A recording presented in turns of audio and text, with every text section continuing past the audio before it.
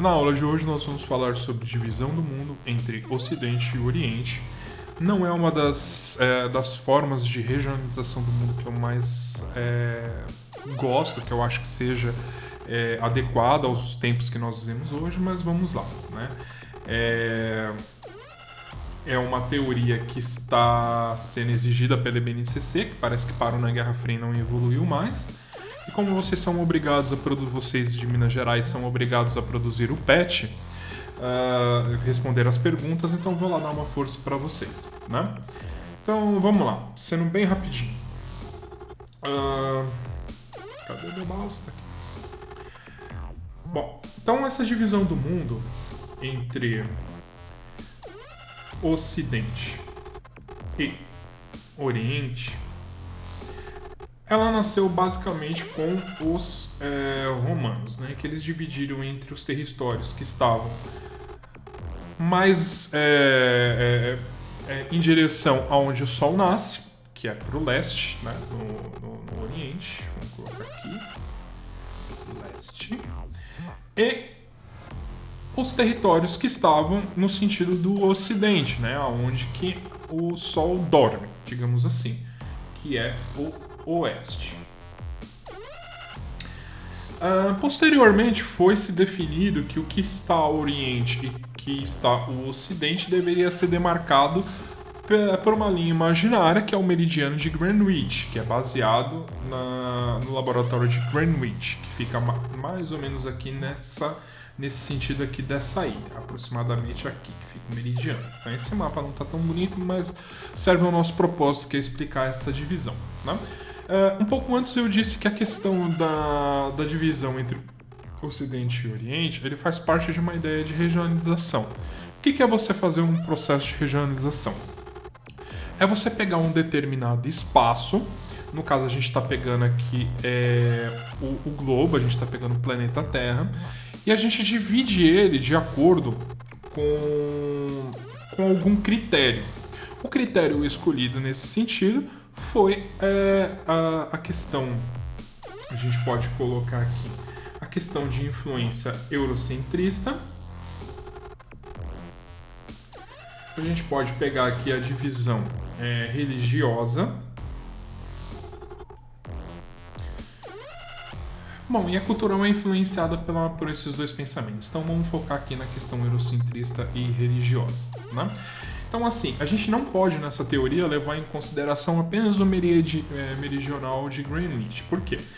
Por essa forma de você dividir o mundo, ela ser eurocentrista, a gente tem que levar em consideração que os países eurocêntricos, eles estão aqui, né? Então, nós levarmos em consideração isso, a gente não pode simplesmente dividir esses países eurocêntricos, né, pela metade, deixar metade de um lado e metade do outro, né? Então a gente já teria que fazer a nossa primeira adaptaçãozinha aqui, né? A gente vem aqui, ó. A gente faz isso daqui, ó, fazer balãozinho aqui, né? A gente não pode também deixar de levar em consideração que alguns desses países que estão ao oriente do meridiano, né, ao leste do meridiano de Greenwich, foram colonizados por países eurocêntricos, né? Então a gente já vai fazer um outro balãozinho aqui, né? Deixa eu primeiro fazer o desenho. Como é o caso da África do Sul, como é o caso aqui da Austrália e Nova Zelândia. Então, essa divisão dos países orientais, ele faria algo... deixa eu fazer aqui. Ó, a gente tá bem tosquinho, mas é mais ou menos para vocês terem uma ideia de como que é, tá bom? Então, seria alguma coisa assim, né? Só que mesmo dessa forma, você ainda tem uma série de furos, né, nessa ideia hoje, né? Naquele momento até fazia sentido, até o final da Guerra Fria, um pouco depois no início do século XXI, né? Até poderia fazer algum sentido. Porque, por exemplo, do ponto de vista, vamos pegar aqui do ponto de vista religioso, né? Naquele momento que essa teoria fazia sentido, que essa teoria de regionalização fazia sentido, basicamente a religião dominante aqui do lado ocidental era o cristianismo, né? Cristianismo. E aqui do lado oriental a gente tinha diversas religiões. Tá? Naquele momento você tinha essa questão onde majoritariamente o cristianismo era dos países ocidentais, enquanto as diversas religiões orientais elas estavam restritas, né, ao Oriente. Você tinha manifestações religiosas do lado ocidental já naquela época? Você existia, mas era um número muito pequeno, né? Por que hoje em dia isso daqui não faz mais sentido? Porque você tem o cristianismo aqui no Oriente, né? Você tem cristianismo no Egito, você tem cristianismo na China, você tem cristianismo na Rússia, né? Você tem cristianismo em praticamente todos os lugares, né? Não que ela seja a religião mais praticada no mundo. Isso daí é tema para discussão de um outro vídeo. E da mesma forma que você tem diversas religiões orientais pelo mundo, né? Inclusive na parte ocidental. Você tem o budismo, você tem o hinduísmo, você tem o sikhismo, acho que é isso que fala, né? Não lembro muito bem o nome, né? Você tem o zoroastrismo, você tem diversas outras religiões que estão dentro do território ocidental. Então aqui a gente já pode, né, meio que dizer que essa ideia aqui não cabe mais. Quanto à questão do eurocentrismo, ele fazia sentido no momento.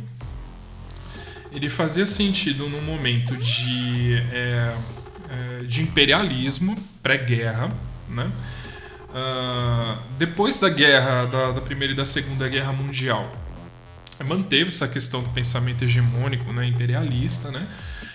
Mas aí começou uma outra disputa, que era uma disputa entre o capitalismo, né? Entre o capitalismo ocidental e o comunismo oriental, né? Então, basicamente aqui, quem que defendeu o capitalismo foi basicamente os Estados Unidos em conjunto com os países eurocentristas, né? E o comunista foi uma questão da União Soviética com a China. Bom, aí o que acontece? Você tem essa questão do capitalismo defendido pelos Estados Unidos e você tem o comunismo defendido pela União Soviética e pela China, né? Então você havia essa divisão entre o Ocidente e o Oriente do ponto de vista político, do ponto de vista ideológico e do ponto de vista econômico. Só que essa ideia também ela já não cabe mais, porque o capitalismo venceu, né? Vou colocar aqui um troféuzinho, né? Não merece, mas tá aqui um troféuzinho. O capitalismo venceu, a União Soviética foi dissolvida, né? E a China adotou um modelo misto, né? Que também pode ser discussão para um outro vídeo, né? A gente não pode virar para a China e falar, ó, você é comunista, né? Você é comunista, tá ok? Não dá para falar, né? É um dos países que movimenta, que mais movimenta a economia mundial, né? Na sua casa você deve ter diversos produtos chineses. Então, cara, se isso daí não for um país do ponto de vista pelo menos econômico, capitalista, né? O que é capitalismo, né? Se não é essa produção em massa, né? De produtos, né? A gente discute isso mais, né, de uma forma mais bonita num outro vídeo, né? Então, beleza. Então, basicamente a explicação do porquê que eu não gosto dessa divisão do mundo entre Ocidente e Oriente está explicado aqui. É porque ela não cabe mais, né? Mas basicamente ela é dessa forma. Então vamos ver aqui os exercícios que nós temos no PET de Minas Gerais e vamos responder aqui bem rapidamente com vocês, né? Para ajudar vocês nas suas tarefas de casa.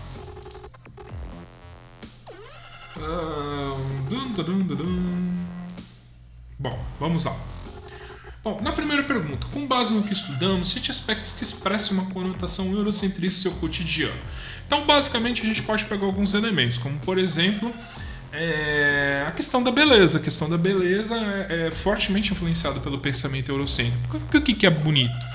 Considerado bonito na maior... na cabeça das pessoas. O que é vendido como beleza? É pele branca, cabelo liso, olho claro, né? Isso aí é tudo uma estética europeia, né? Se a gente pegar, por exemplo, do ponto de vista econômico, o que é um produto que vale mais a pena? É um produto produzido, por exemplo, na Europa ou é um produto produzido na China? Qual que você vai botar mais confiança? Né? Isso tem mudado, né, conforme a qualidade da mercadoria dos produtos chineses vem aumentando. Mas se a gente pegar assim, do que está no imaginário popular, você vai preferir de um produto que vem lá dos Estados Unidos ou um produto que vem da China, né? Então é mais ou menos nesse sentido. Outros pensamentos, né, como questão daquilo que é produzido dentro do próprio país, né?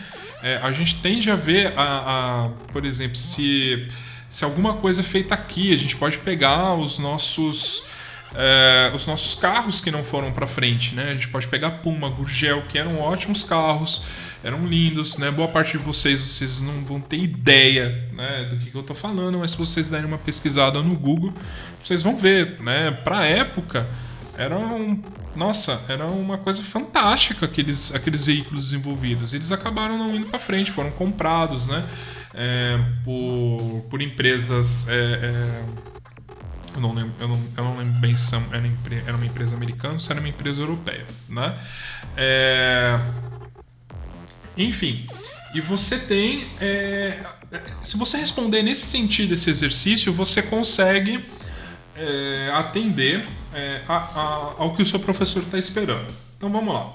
A segunda, a fronteira entre o Oriente e o Ocidente é caracterizada apenas por fronteiras baseadas em fronteiras equidistantes, como o meridiano de Greenwich. A gente já mostrou naquele desenho que não faz sentido. Aqui embaixo tem mais um desenho que é mais ou menos o que eu fiz, né? Então a gente não pode dizer que a gente traçar uma linha reta responde a esse exercício. Não vai dar certo, não vai dar bom, né? Então você pode justificar essa resposta dizendo que do lado oriental você teve países que foram colonizados por países europeus, né? Então você traçar uma linha reta não vai fazer sentido, né? No início do século XXI, a Rússia e a China se constituindo enquanto polos no Oriente. Que fatores favoreceram essa ascensão? O pós-guerra. No pós-guerra, você começa ali o período da Guerra Fria, e ali, tanto a Rússia, primeiramente a Rússia e depois a China, eles adotaram um modelo econômico que a gente pode, econômico e político, que é um modelo comunista. E isso fez com que eles se transformassem em polos de influência dentro do Oriente, enquanto do lado ocidental você tinha o capitalismo dos Estados Unidos. Então essa disputa ela ficou até a queda do Muro de Berlim, que dividia entre a Alemanha Ocidental e a Alemanha Oriental, e a dissolução da União Soviética, né? Então a gente pode pensar na resposta aqui que a questão da adoção do comunismo transformou eles como um país exportadores e influenciadores dessa ideia, né? Considerando elementos da divisão entre Ocidente e Oriente, analisa as alternativas e assinale V para verdadeiro e F para falso.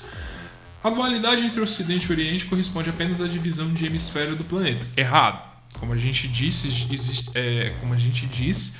existem outras questões, como econômica, política, cultural, né, envolvendo a questão da religião. Além de proporções fronteiriças, a dualidade entre Ocidente e Oriente está demarcada por elementos culturais, sociais e financeiros. Verdadeiro.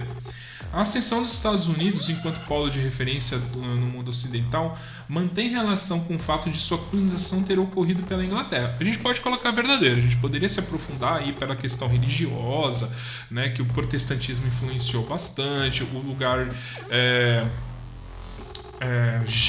geopolítico na qual ele está também influenciou, mas isso daí é vídeo para a gente se aprofundar em outro momento, né? Os países latino-americanos têm sua cultura marginalizada no Ocidente em função do seu baixo poder econômico e da pouca representativa em conselhos internacionais. Uma coisa é decorrente da outra, mas é principalmente decorrente do fato dela ter sido um país colonizado, né? Então a gente pode colocar também como verdadeiro aqui, tá? Observando esse mapa, né, a divisão retratada no mapa está baseado na... A resposta que eu colocaria aqui é a C, que é a influência da Europa e dos Estados Unidos, que só incide no Ocidente, né? Mas só que isso aqui é uma ideia furada, como eu já expliquei lá atrás, né? Porque o que acontece?